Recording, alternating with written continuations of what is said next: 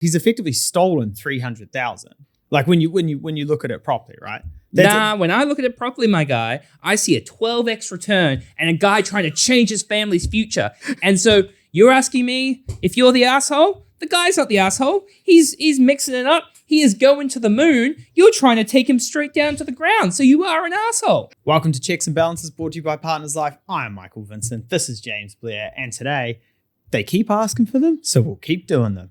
It's another Reddit, Am I the Asshole?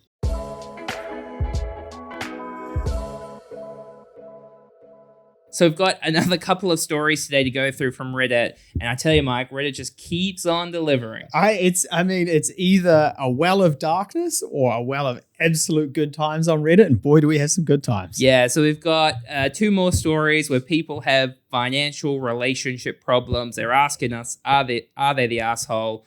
I will not tell you, Mike, what I think of you. We will just talk about the story. So let's jump into it. I mean, we're like 10-0 on they're all assholes so far. So maybe this one will be different. God, I love to judge people. Yeah. Cool. So let's kick it off. My husband and I have been married for 10 years. Lovely. Throughout our marriage, I've shouldered the bulk of our financial responsibilities, contributing 75% of our income. Get it, girl. My upbringing was marked by poverty, but through hard work, I secured a stable position in finance, ensuring our financial security. Seems like it's all uphill. Yeah, well, finance, a great bet. We agreed that my husband would manage our finances. Oh, this is where we start to go wrong. However, my world was shaken when I discovered a staggering $300,000 missing from our accounts. That's just a rounding error, isn't it? Well, if you work in finance. Confronting him, he admitted losing $2,000 in cryptocurrency back in 2018. How about you try that one more time, Mike? You're missing two zeros for me. Sorry. Confronting him, he admitted to losing $200,000 in cryptocurrency back in 2018, a decision he made without consulting me. Let's just rewind that for a second. How did you lose money in 2018 on cryptocurrency?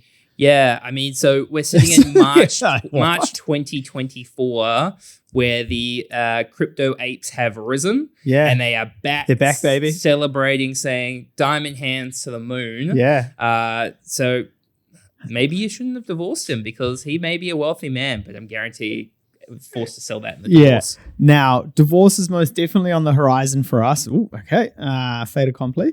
As I have lost all trust in him due to his financial irresponsibility.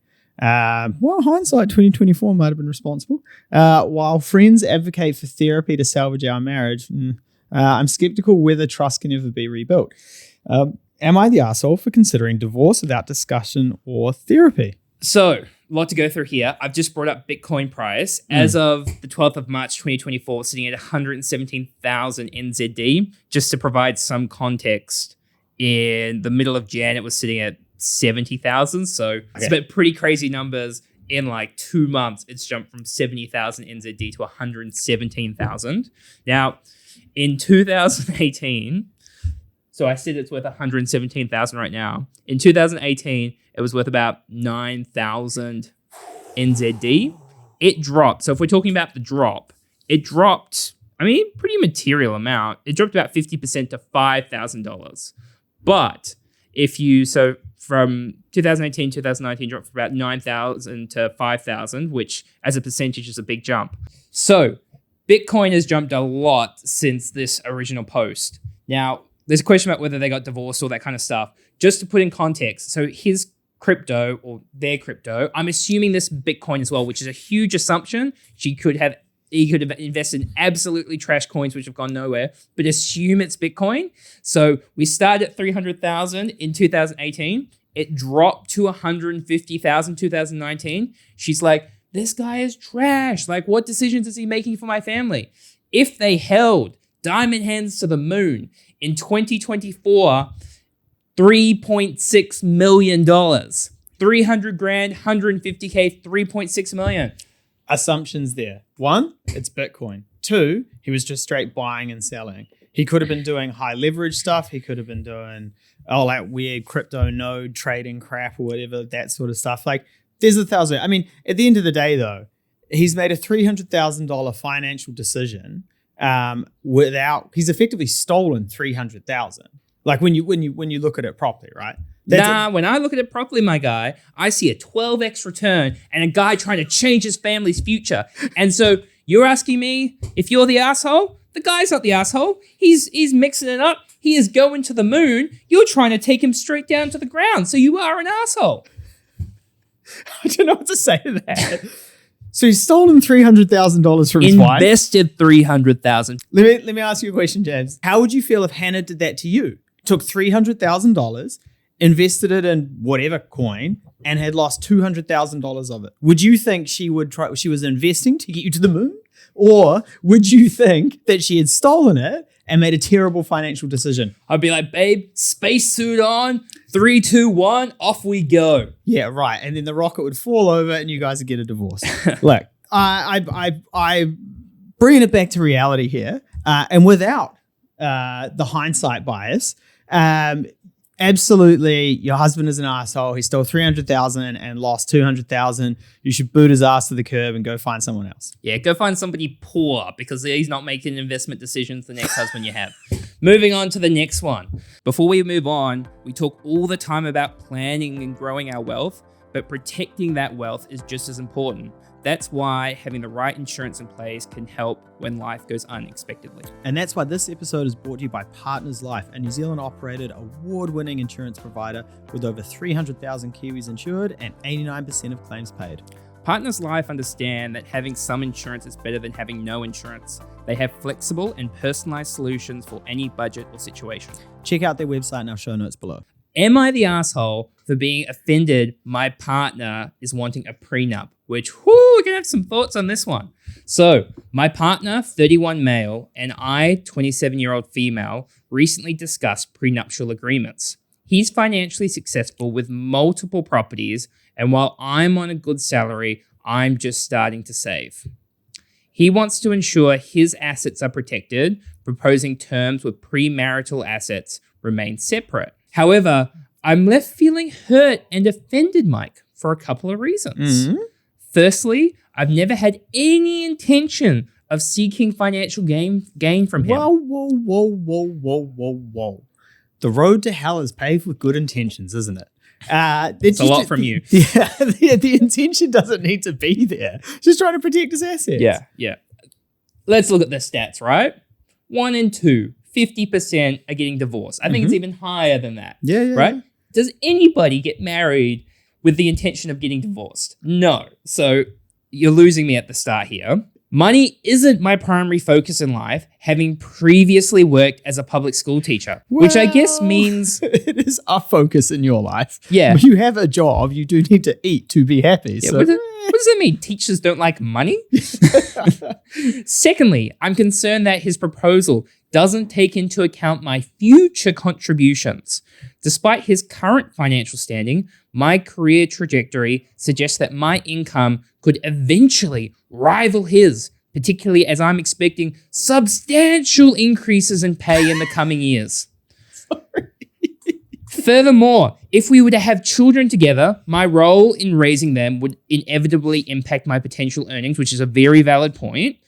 While marriage isn't on the immediate horizon for us, and based off this, it might never be, the topic of a prenup has left me feeling uncomfortable as he's prompted me to question the strength of our relationship and whether he trusts me. I added that bit on the end, but that's what she's implying. I've expressed my feelings to my partner, but the conversation hasn't reached a satisfactory resolution, which it never does.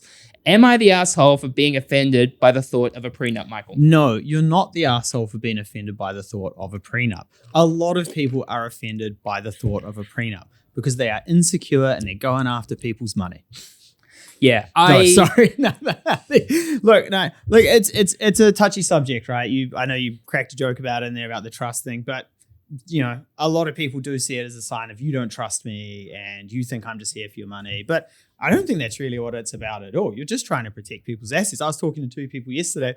She's coming in with a $570,000 deposit. He's coming in with a $9,000 deposit. She should want to protect that. Yeah. And it is honestly, I hate to use the word, it's naive not to have a prenup. Yeah. Like for you just to assume that you're going to be, because you break down the stats on marriage, right? 50% of people get divorced. There's a whole nother percentage that want to get divorced that don't want to. Like the odds of it working out are not the greatest, which I know, James, very depressing kind of chat. But if you are coming in with more assets than the other person, more income, and you've earned those in the relationship where the other person hasn't been involved the whole time, of course you should be protecting those assets. Yeah. I don't see any issues there. I think you are being a bit of an asshole by being offended by the thought of this prenup. Yeah. I mean, the other piece I'd say, it's a very common reaction to be offended because it is definitely like the mood killer in the relationship where you go from pillow talk. I know. You kind of walk home every night. You're like, here we go. This whole thing's going to set off again. Put the gloves on as they suffer. Just tuck the chin and hope for the best. Now, so it's not unusual that you're offended by it, but you do just have to think about this quite logically, which so take a pragmatic approach. Like, put yourself in his position and, show a bit of empathy there, right? Like, if you've worked hard your life and you've built up some assets, why wouldn't you want to protect them? Yeah. Now, there is a very interesting point around children, which I think is very valid and does need to be taken into consideration. So there's the protection of assets before you get into a relationship, which I 100% think you should do. There is the question about, well, once you have kids in the future, who's going to take time off work for kids? What is going to be the impact on your career progression? And that should also be factored into the relationship agreement going, if we do have a child, I'm entitled to X or whatever it might look like. Yeah. And we've spoken to enough lawyers that pretty much you can just agree on whatever you want in those situations. Yeah. I also think it's interesting that she assumes she's going to stay home and look after the kids when her salary is going to rival his. So why wouldn't he be able the same choice to do that as well? Yeah. Because if their earning parity is the same, what does it matter? Yeah. So I do think you're being an asshole. Being the asshole. Yeah. I think you got to change your perspective. Cool. On so this. Closing thoughts and takeaways on this one. Invest in Bitcoin. Just like what you need to do, call 0800 Mike and go, I want to borrow back on my mortgage and take on as much debt so I can leverage and invest into crypto as possible. Yeah. As I'm saying this, I'm realizing I'm a financial advisor. And in the investment world, we call that the scope of engagement. What we'll be advising, providing advice on. For other T's and C's, check the website. It's huge upside, little downside. But you know what only has upside? Subscribing to this podcast, giving us a review, giving us a like. Love to Partners Life, and we will see you next time. And we like these episodes because you like these episodes. However, we would like to get a dating coach on one of these episodes because, hey, we're just calling everyone assholes. So if you know a dating coach, throw a comment in the channel and let us know. And we might call you an asshole. See you next time.